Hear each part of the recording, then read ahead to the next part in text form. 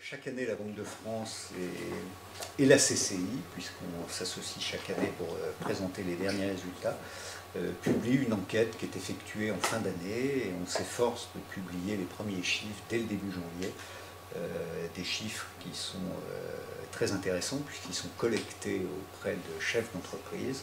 Ils nous donnent leur atterrissage et ils font surtout part de leurs prévisions pour l'année à venir. L'Ariège est un territoire un petit peu atypique puisqu'il est à forte connotation industrielle.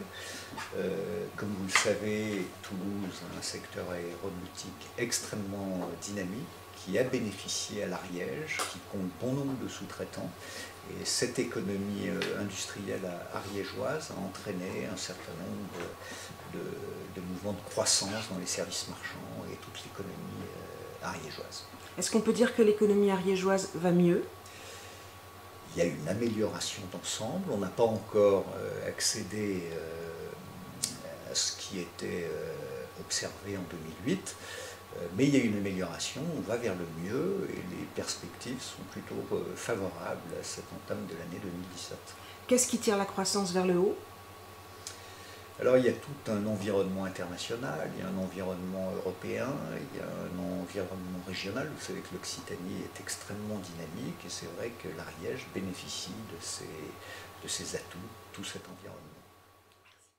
Quand on parle de la conjoncture, il faut toujours être très prudent puisqu'en fait les situations sont fortement contrastées quand on regarde ensuite entreprise par entreprise. Mais globalement, le constat qui est partagé est un constat plutôt prometteur, encourageant, à savoir que les observations du dernier trimestre de cette année 2016 et les perspectives pour les mois à venir au dire des chefs d'entreprise sont plutôt encourageantes.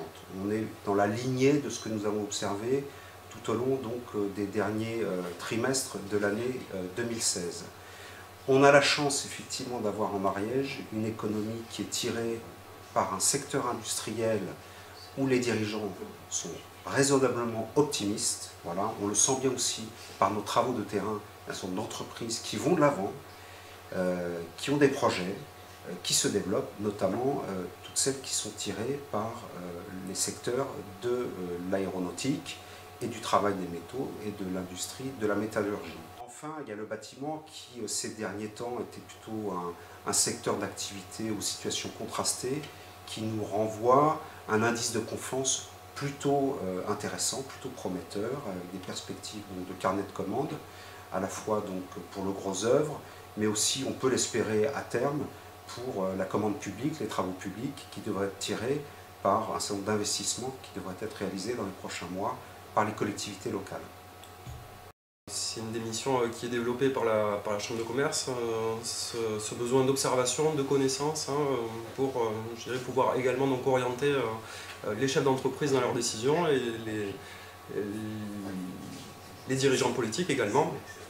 Donc c'est vrai qu'on s'attache à développer un certain nombre d'outils, dont une note de conjoncture, donc aux côtés de la Banque de France pour cet exercice, afin de donner à voir du niveau d'activité sur le département.